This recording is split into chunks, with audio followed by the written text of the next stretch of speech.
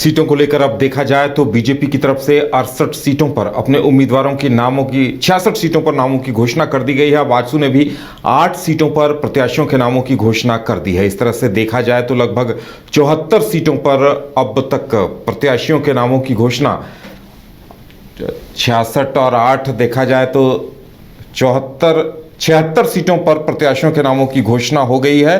अब बाजसू फोल्डर से 2 सीटों पर घोषणा बाकी है और बीजेपी फोल्डर से 2 सीटों पर घोषणा बाकी है और इसके साथ ही जेडीयू और लोजपा को जेडीयू को 2 और कुल मिलाकर लोजपा को 1 सीट की घोषणा करनी बाकी है। लेकिन सबसे बड़ा पेंच फिलहाल यहां यूपीए फोल्डर में यानी महागठबंधन फोल्डर में देखने को मिल रहा है।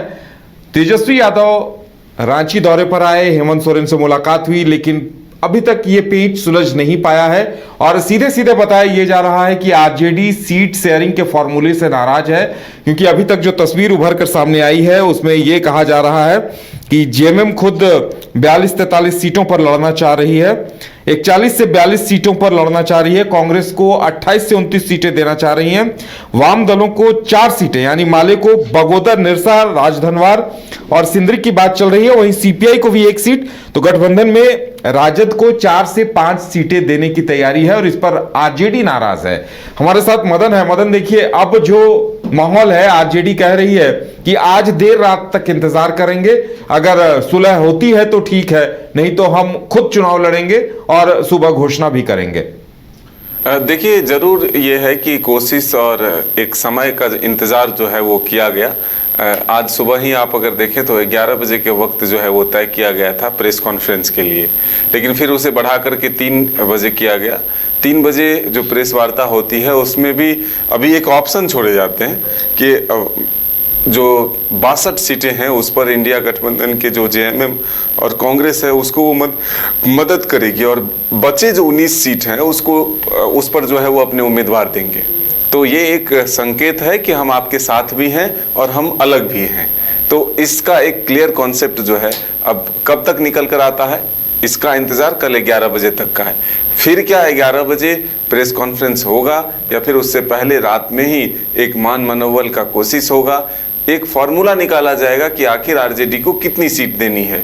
और देखिए, वाम दल भी इंतजार में है, जो इंडिया गठ फोल्डर में है वो इंतजार कर रहे हैं कि आखिर जो 11 सीटें छोड़ी गई थी पहले, कल जब मुख्यमंत्री हेमंत सोरेन और जो कांग्रेस के प्रभारी हैं गुलाम मीर, वो एक साथ प्रेस कॉन्फ्रेंस करते हैं और वो सीधे घोषित करते हैं कि झारखंड राज्य के 70 सीटों पर चुनाव जो लड़ेगी वो कांग्रेस और जेएमएम के उम्मीदवार लड़ेगी और 11 सीट जो बचते हैं वो इंडिया गठबंधन के और जो सहयोगी हैं उनके लिए छोड़ा जाता है। तो ऐसे में अब ये महत्वपूर्ण हो चला है कि जब आरजेडी ने अपनी राह अलग करने की एक तरह से घोषणा की है, तो क्या सच में कल 11 बजे उन 19 उम्मीदवारों की सूची जारी की जाएगी जिस पर आरजेडी अपना मजबूत स्थिति बता रही है, कह रही है कि हमारी कार्यकर्ता जो है वो मजबूत है, चुनाव की तैयारियों में है और अन्य जो सीटें हैं उस पर हम इंडिया गठबंधन के दलों को एक तरह से मदद करेंगे। तो अब जिस तरह से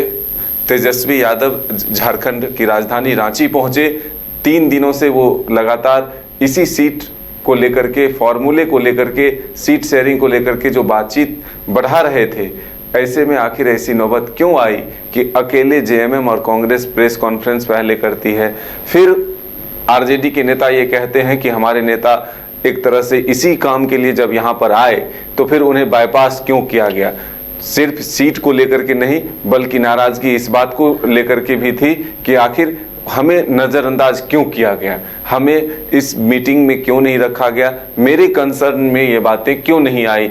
अगर सीटों के आंकड़े घोषित होने थे तो फिर मुझे भी उसमें शामिल करना चाहिए था।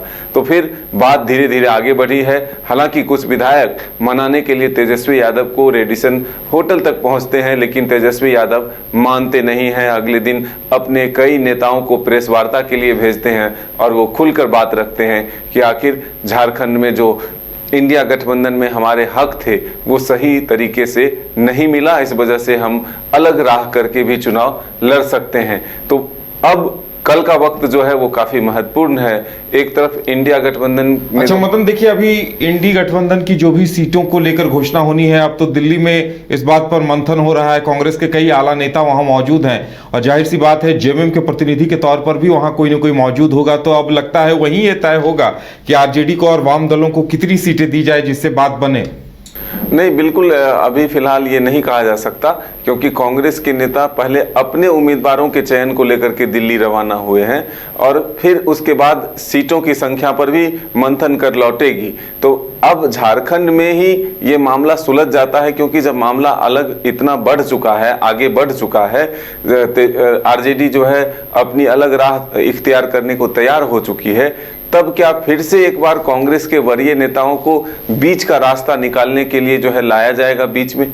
तो अब इंतजार इस बात का है कि राहुल गांधी के आने के बावजूद बातचीत अगर फाइनल यानी नहीं, एक बात तो तय है कि जेएमएम और कांग्रेस में लगभग आपसी सहमति बन चुकी है, मामला फंस रहा है आरजेडी को लेकर, वाम दल भी लगभग मान ही गए हैं। तो ऐसे में अगर आरजेडी कोटे की सीटें बढ़ानी होंगी तो जेएमएम के साथ साथ कांग्रेस को भी कुछ त्याग करना पड़ेगा।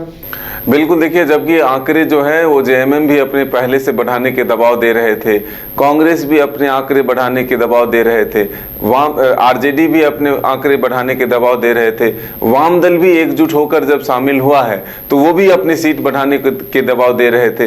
तो जब सभी दबाव दे रहे थे तो आखिर इसी में समझौता होगा। 81 से कोई 85 सीट तो हो नहीं जाएगा, 81 सीटों में ही सीट के बंटवारे होने हैं। तो ऐसे में हर किसी को नहीं बल्कि हर किसी को कम करना होगा और इसी आंकड़ों में समाहित होकर के एक गठबंधन तैयार करके चुनावी मैदान में उतरना होगा। अब भले ही किसी सीट पर अगर आपकी दावेदारी है तो बीजेपी आजसू के तरह बड़का को देखना चाहिए कि भाई आपका ही पार्टी हो, आपका ही सिंबल हो, प्रत्याशी मेरा हो। तो ये सब समीकरण भी गठबंधन में अब देखने को मिलते हैं। तो कहीं ये भी फॉर्मूला जो है अपनाना पड़ सकता है। तो फिलहाल इंतजार इस बात का है कि आरजेडी को क्या मनाने की कोशिश होती है, क्या आरजेडी मान जाता है या फिर आरजेडी। और मदन, अगर देखा जाए तो आरजेडी की मांग 11 से 12 सीटों की है, लेकिन अगर आरजेडी ज्यादा सीटों पर प्रत्याशी उतारने की बात करती है, बात बिगड़ सकती है। तो फिर आरजेडी हो सकता है और भी ज्यादा सीटों पर अपने प्रत्याशियों के नामों की घोषणा करे। बिल्कुल, देखिए अब ये तो होता ही है चुनाव में। अगर आप झारखंड में ही देखें, 2019 के चुनाव को देखें तो उस वक्त आजसू और बीजेपी में सीट बंटवारे को लेकर के ही गठबंधन टूटा था और उसके बाद 55 से अधिक सीटों पर आजसू ने अपने उम्मीदवार दे दिए थे। पहले 15 सीटों की दावेदारी थी, 18 सीटों की दावेदारी थी, फिर बाद में वो बढ़कर आंकड़े जो है 55 तक चले गए। तो फिर वही स्थिति झारखंड में फिर से एक बार आरजेडी और जेएमएम कांग्रेस के बीच ना हो जाए कि पहले 19 सीटों की दावेदारी की जा रही है और जब अकेले चुनावी मैदान में उतरना है तो जितना अधिक से अधिक उम्मीदवार उतार सकते हैं, सीटों की संख्या बढ़ती ही चली जाएगी। तो ये परिस्थितियां भी उत्पन्न हो सकती है। सभी परिस्थितियों पर हमारी नज़र जरूर बनी हुई है। हम पल पल के अपडेट जो है अपने दर्शकों तक पहुंचाते रहेंगे। तो फिलहाल इतना ही, हमें दीजिए इजाजत। देखते रहिए न्यूज़ 22 को। नमस्कार।